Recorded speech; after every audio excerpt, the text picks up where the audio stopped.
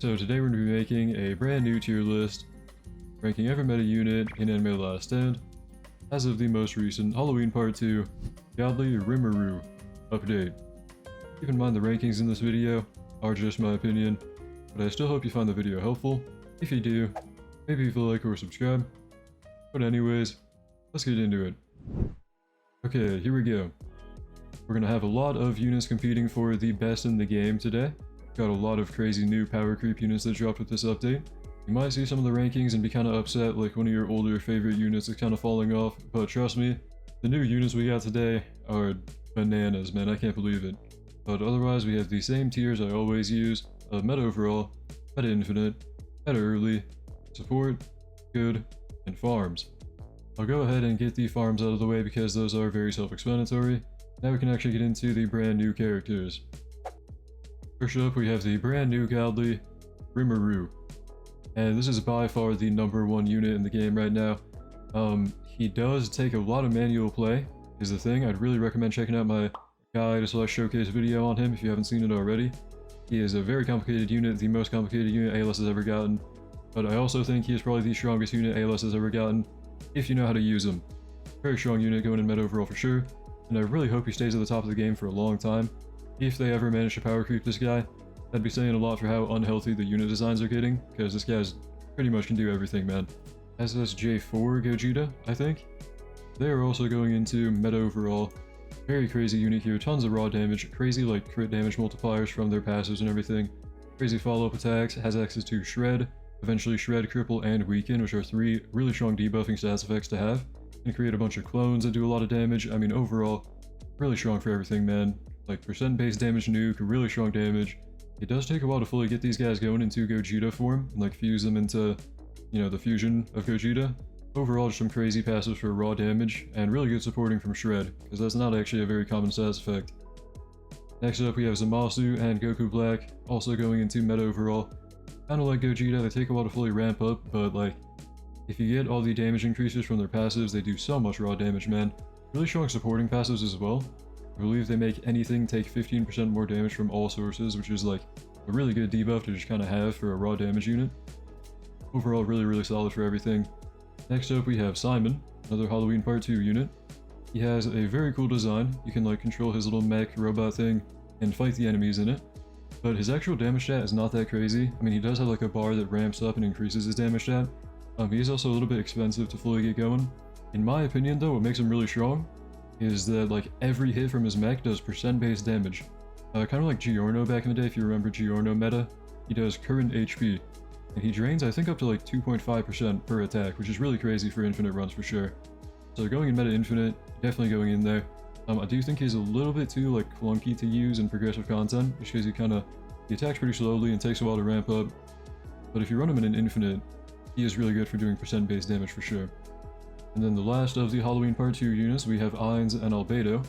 And this is probably the, in my opinion, the second best unit of the update behind Rimuru. Very broken. A pretty cheap placement cost of like 2.5k. Pretty slow attacking, so you can't really use them as a starter. But they do gain damage for every second they're not attacking, which ramps up to a 1200% damage buff from what I was seeing. It's really strong. He does like 20 billion every 8 when maxed out.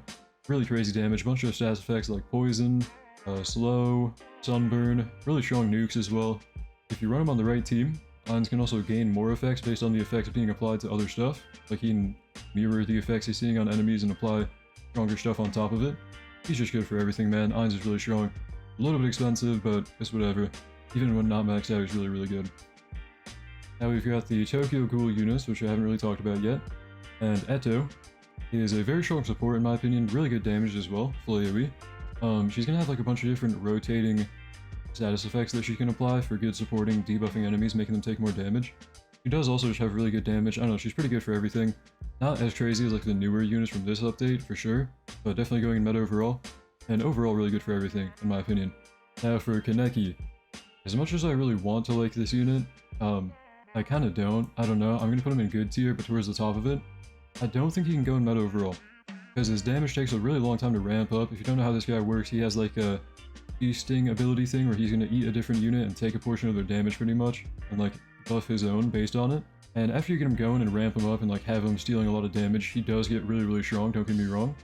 But I feel like for most content, it's just kind of better to run a different unit, especially with the amount of dark units that we have. I feel like he's not going to be the top of the meta, especially because of like how conditional his high damage numbers are. Next up, we have RIMURU. This is definitely one of the weirdest units that I've ever dropped because he can only attack bosses besides like a follow-up attack thing he can do. And his damage is really high. He's a really good boss killer. But in my opinion, probably meta infinite because the way he works is like, you can only get him to like upgrade 4 or 5 until you have to max out a godly, and it'll unlock one of his weapons and let you upgrade him more. And you have to max out another godly, and it'll let you upgrade him even more. Which means if you want the full value out of this guy, you gotta max out 2 godlies first, which are pretty expensive, depending on the team you run. I feel like in most content he's just not too viable, but he is a pretty good boss killer. Perfect Seal, really good damage, will throw him into meta infinite. And the Divine Boost for Skeleton Knight. This is a pretty interesting one, because this guy was bugged for a long time, and the best unit by far. He can make anyone have infinite damage. But that bug got patched, he's not that broken anymore. He is going to buff Griffith and Guts by making Griffith have a stronger buff and making Guts have more damage and not stun units around him. Otherwise, Skeleton Knight is also a pretty strong unit on his own. Full AoE, good damage. He does have like buffing passives and buffing abilities and a lot of stun cleansing stuff. Really good support and pretty good damage dealer as well. Definitely going meta overall, but not too crazy high in it. Now we're moving into the Halloween Part 1 people. In my opinion, Lulu is still one of the best units in the entire game. They did nerf this guy by making one of his nuking abilities unlocked in upgrade 8 instead of on placement. He is just really good for everything overall, going in the top of meta overall for sure. Really good damage, really good nuking abilities, really good supporting passive with a little bit of a damage buff or something like that.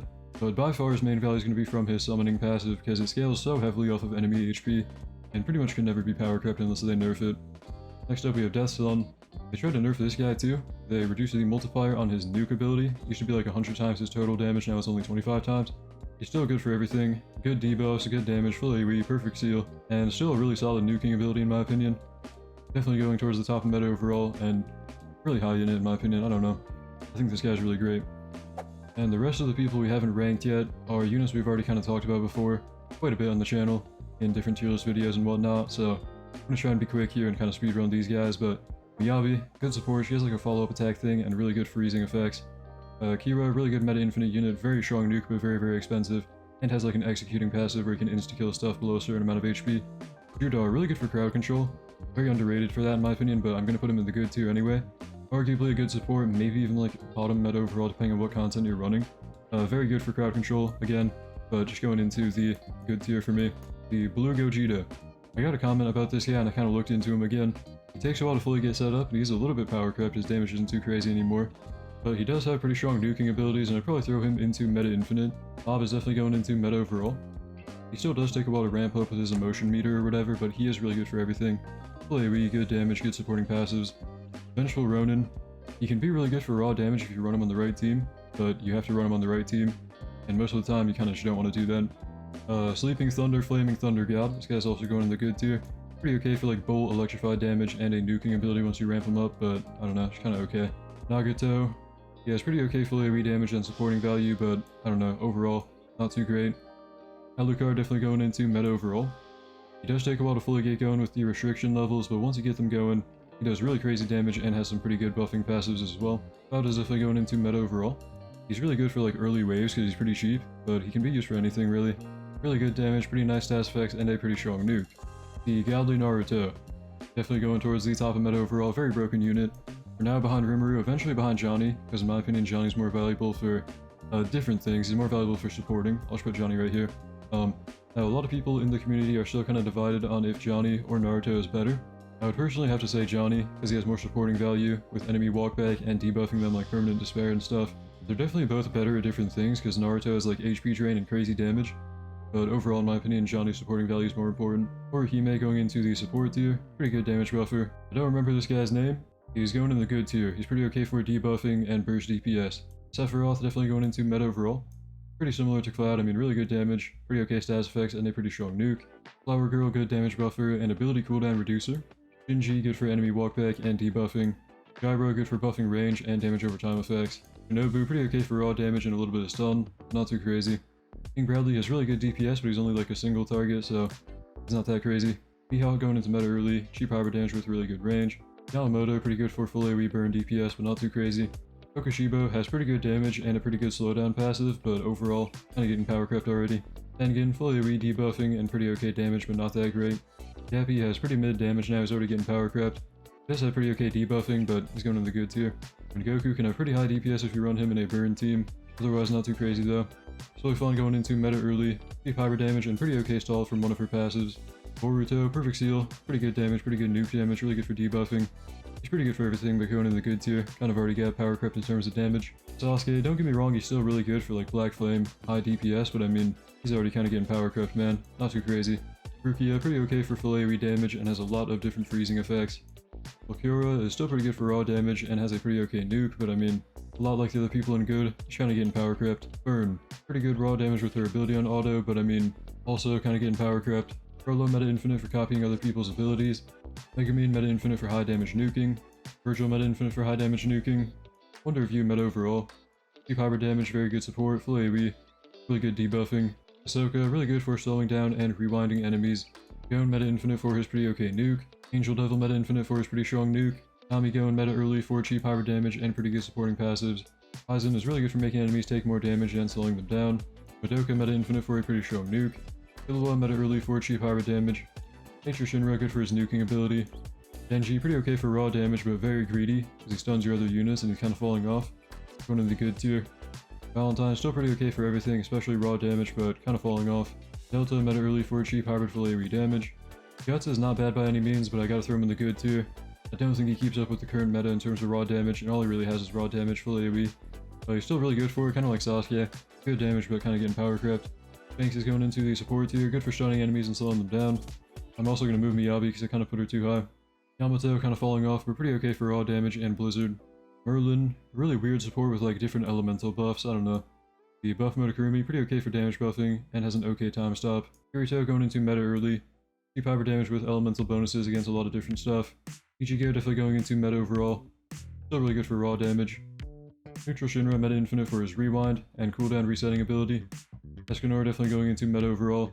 Really high full AoE damage and pretty okay buffs to fire units, but I mean, he's also kind of getting power crept, I don't know. Akuma meta infinite for her really expensive nuke.